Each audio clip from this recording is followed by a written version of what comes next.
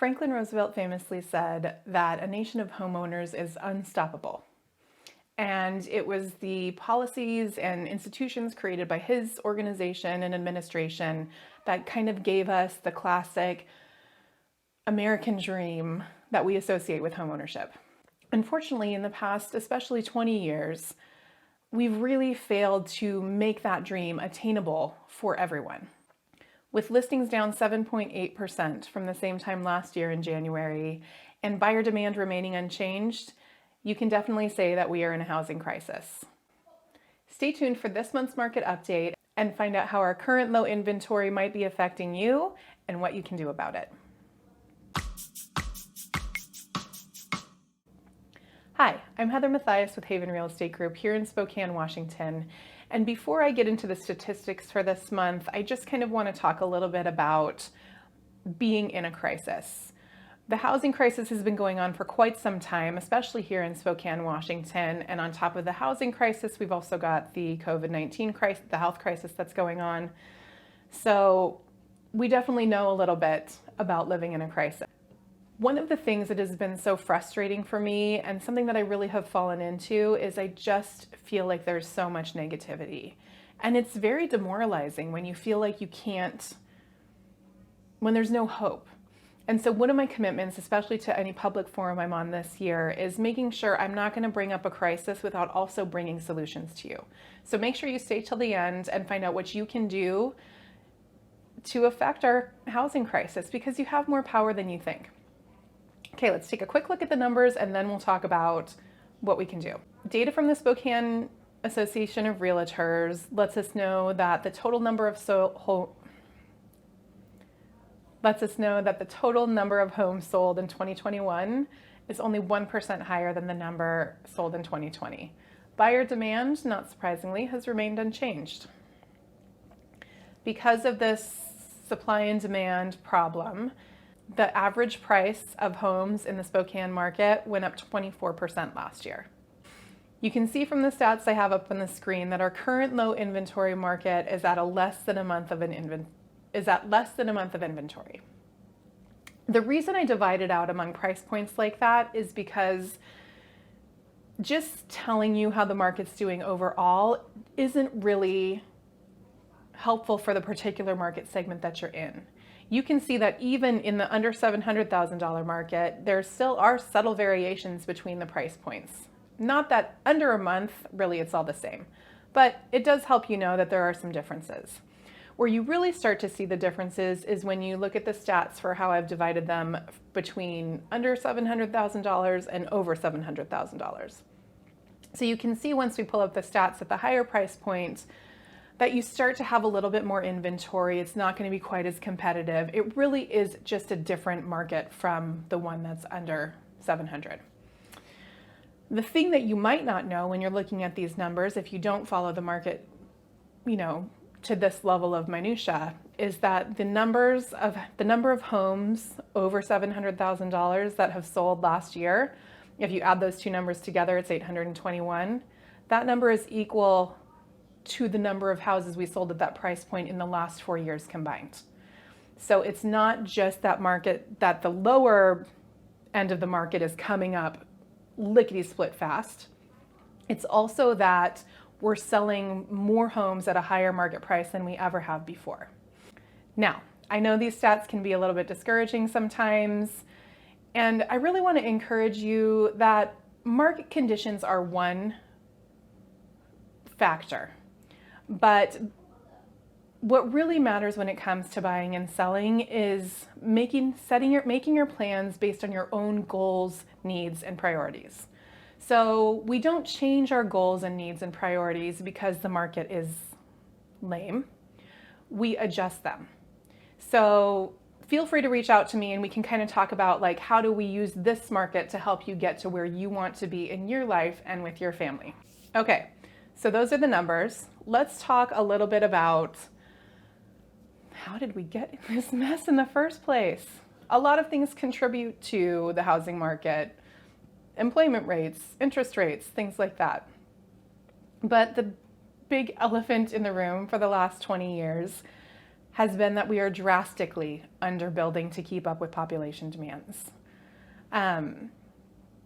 That's the trend nationwide. It's not like Spokane is unique in that sense. This is something that's been going on for a long time. And even over the course of history, different states and different regions have different population ebbs and flows. But to get to the level in this country where we are so stuck, it took a team effort. The easy answer is we need more houses. Now, what are the obstacles to building more houses? Obviously, we can't just keep expanding out forever. There's only so much land, and there's only so far that people really want to go. So land is going to be more expensive when you want to try and infill rather than spread out. That's going to drive the price of homes up. There are also some additional environmental challenges related to sprawl, especially in Spokane, where there are certain areas where we've all kind of agreed we want to keep it open and beautiful and we don't want to develop there. It's not a terrible idea, but we do have to work around it. But there's two things that I think we don't realize how much of a say we actually have and how much of this problem is really attributable, it's a hard word to say, that we're really responsible for, all of us. So the two things I want to point out is there are definitely some policies in our, some housing policies that have prevented us from being able to adapt as quickly as we have needed to.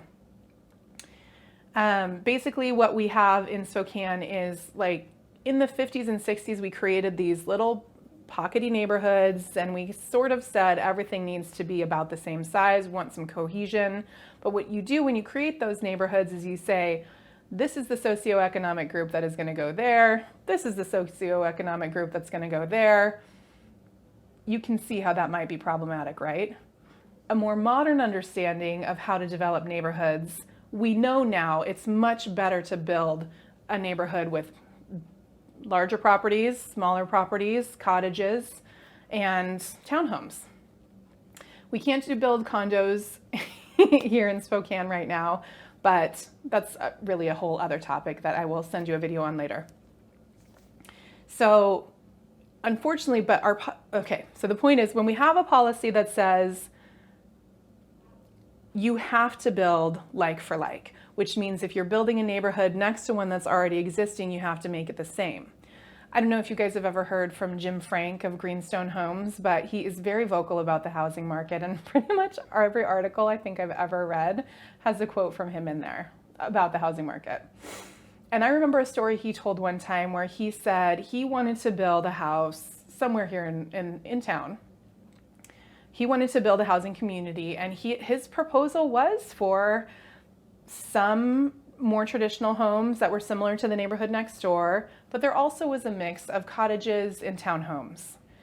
And it got shot down not just by the governing body, but also by the community. We, whoever showed up, collectively said, we want things to stay exactly the same. We don't want to change the character of our community. But I think what we have failed to realize is that when we put those kind of limits, we change the character of our community in a different way. When you cause housing prices to escalate, it's your kids who aren't going to be able to afford a home. It's the local people who aren't going to be able to afford a home. And before you get all hot and bothered saying, oh, it's people moving here and it's this and it's that,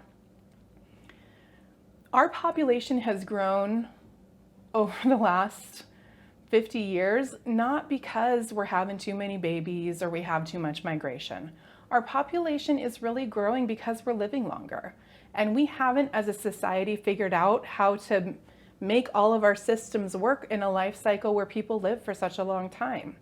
And that's good news. It's not bad news that people are living longer, but let's not let the fact that people are living longer hinder us from letting the next generation have what those older generations were entitled to, which was attainable housing. Well, depending on who you were. Okay, so to sum it up, I could be on this soapbox all day. But to sum it up, we have made some smart policy changes. We are much more open to understanding the need for different types of housing than we have ever been. And I really think if we also have a voice that we didn't have before. I couldn't have made this video and sent it to you 20 years ago, but now I can. And this is a time when regular people can recognize the role that they have in their local government and can advocate for changes that make us better, that make us safer, that allow everyone to have the same advantages that we have. So if you're a homeowner and maybe you're not even shopping right now, don't hesitate to jump in, to express your voice and to be pro-building when those opportunities come up in your area. There's a new one being voted on in Washington, being worked on in Washington right now. They've decided that ending the homeless problem might have something to do with the housing market, and perhaps we should do something about it. So what I'm advocating for today is anytime you have a chance to vote for building more rather than less, let's go more. And we'll continue to be smart about how we do it, because the more we can make housing attainable, making housing attainable is one of the best characteristics of our community and something that we should fight for. You have more power than you think. Thanks for letting me be on my soapbox. If you guys have any questions or want to chat about the market, don't hesitate to reach out. I'll talk to you soon.